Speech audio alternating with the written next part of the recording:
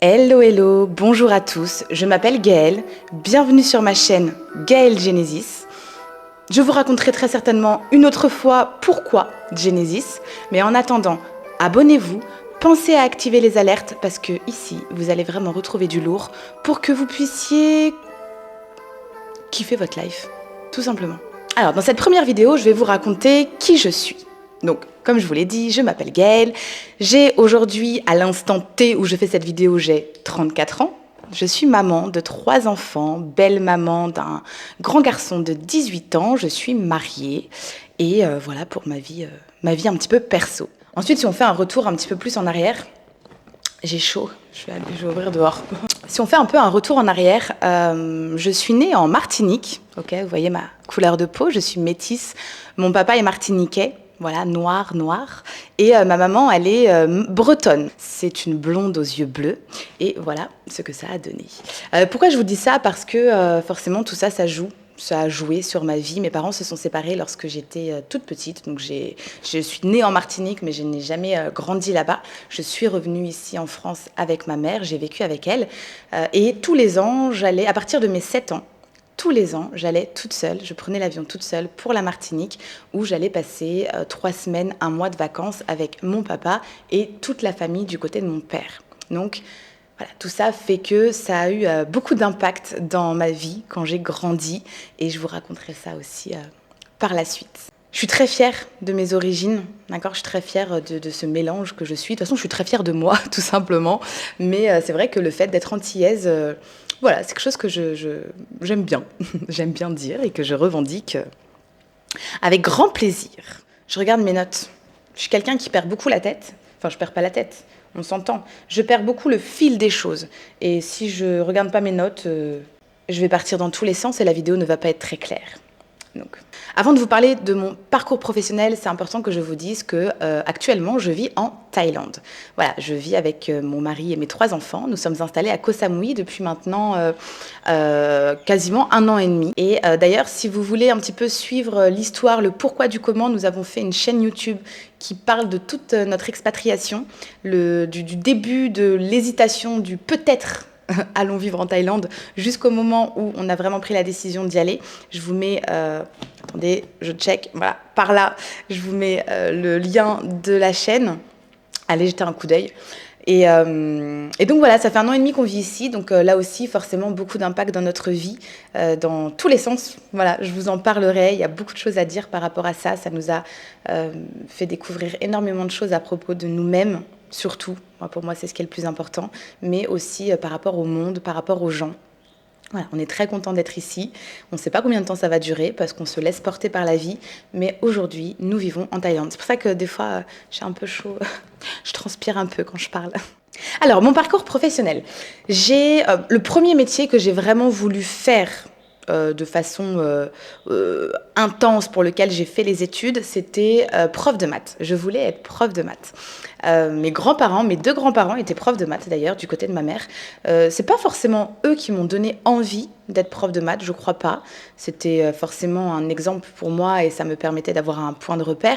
Mais je crois, j'ai pas eu envie d'être prof parce qu'ils étaient profs. Non, moi je voulais être prof parce que je voulais être prof en ZEP, vous voyez, dans les zones, je sais plus c'était quoi les noms, mais enfin dans les quartiers difficiles. Vous savez, tous ces quartiers là où on dit ouais c'est la merde, il y a que des branleurs, il y a que des racailles. Moi je voulais être prof ici, en collège et en lycée, parce que j'avais l'intime conviction déjà à l'époque que tout le monde a la possibilité de créer quelque chose dans sa vie, créer ce qu'il souhaite avoir dans sa vie et que tout le monde a des capacités.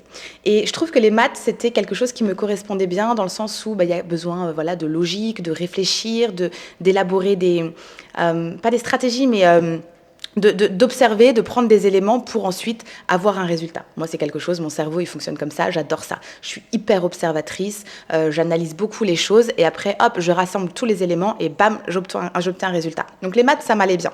Et les maths, en plus, c'est quand même une matière qui n'a pas trop la cote. Hein. Dès qu'on parle de mathématiques, il y a beaucoup de personnes qui vont vous dire « Ouais, les maths, c'est trop dur, c'est nul, ça sert à rien. » Certes, mais les maths, ça vous permet d'apprendre à réfléchir, ça vous permet d'apprendre à utiliser votre cerveau d'une certaine façon et ça, ça vous sert dans la vie de tous les jours, c'est hyper important.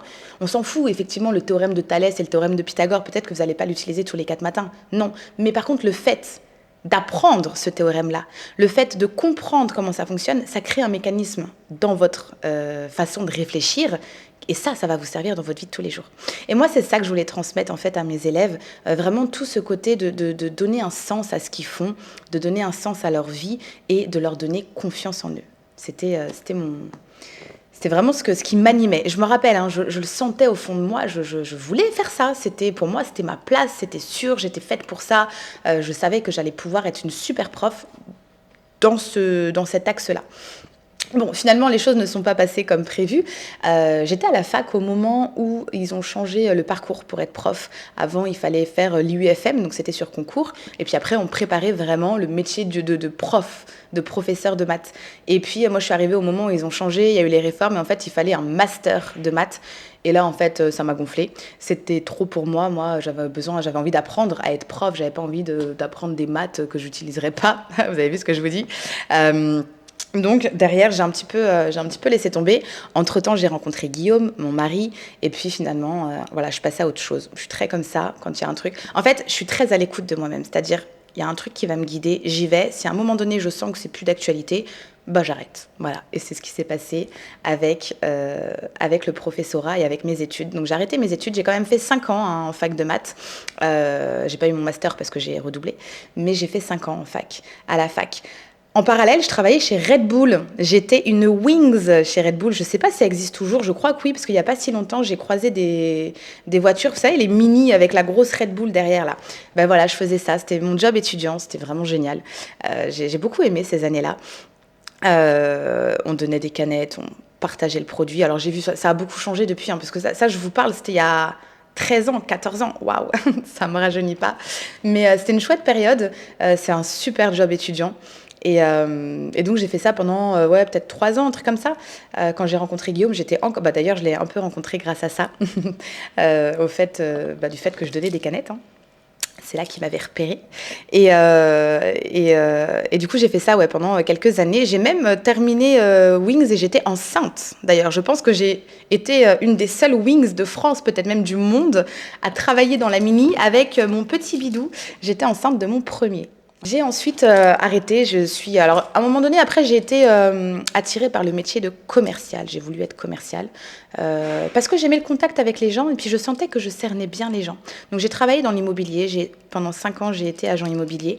Et du coup, j'aimais beaucoup mon travail. Mais par contre, je faisais pas beaucoup de chiffres parce que j'étais douée, mais sans faire de chiffres. Mais encore une fois, parce que moi, ce qui m'anime, c'est pas le résultat, c'est pas le matériel, c'est pas tout ce truc qu'il faut aller chercher, c'est le contact avec les gens, comprendre les gens, rencontrer des personnes et les amener à réaliser quelque chose dans leur vie. Donc, je trouvais ma place au début avec ça, et puis à un moment donné, forcément, hein, on parle de business, la boîte, elle avait besoin de faire du chiffre. Alors, c'est pas, je dis ça d'ailleurs, mais parce que moi, je me sentais plus à ma place. C'est pas eux qui m'ont demandé de partir, mais je me sentais plus à ma place et à un moment donné, j'ai dit stop. En plus, j'ai arrêté à un moment où l'immobilier, il était vraiment en haut. C'était du n'importe quoi. On avait des biens en vente. En 3 jours, c'était vendu. Il n'y avait plus rien. Il n'y avait plus de contact. Il n'y avait plus d'échange. On était des ouvre-portes pour les gens. Et moi, ça me plaisait pas. Et c'est tombé, en fait, je suis tombée enceinte de mon dernier. Donc ça, c'était fin 2019. Je suis tombée enceinte de lui octobre 2019, et est arrivé en mars 2020 le Covid. Donc vous voyez, j'étais à 6-7 mois de grossesse. Donc j'ai pris mon congé mat au moment du confinement, et ça a été un peu pour moi le déclenchement en fait de la suite de ma vie. J'avais annoncé à mon responsable d'agence, je lui avais dit écoute, je prends mon congé mat, je suis pas sûre que je reviendrai après. On verra. Et finalement, le Covid, le confinement, tout ça a fait que j'ai pris ma décision et j'ai dit j'arrête l'immobilier et je me lance dans le coaching de vie, tout ce qui est développement personnel, etc. Je vous raconterai dans une prochaine vidéo pourquoi j'en suis arrivée là, qu'est-ce qui m'a menée à prendre cette décision. Ça, ce que je suis en train de vous dire, c'était il y a 4 ans. 4 ans. Non. Jenny a 4 ans. Non, c'était il y a 5 ans. C'était il y a 5 ans que j'ai pris cette décision qui a été la meilleure décision de ma vie. Abonnez-vous, mettez bien l'alerte pour ne pas louper la prochaine vidéo où je vais vraiment vous expliquer mon parcours dans le coaching qu'est-ce qui m'a menée à faire ça, pourquoi j'en suis arrivée là et comment j'ai développé mon activité en fait tout simplement. J'ai hâte de vous retrouver. À bientôt. Je vous ai pas dit ce que je fais actuellement.